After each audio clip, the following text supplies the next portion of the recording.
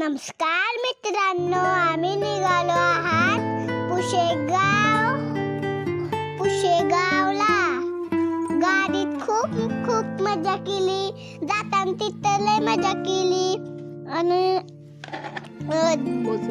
पोचलो पुशेगावला. आम्ही सगळी दुकानं बघितली आणि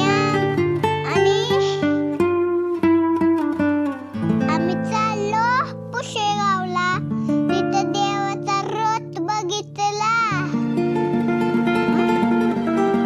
मंदिर बघितलं. पुशेगाव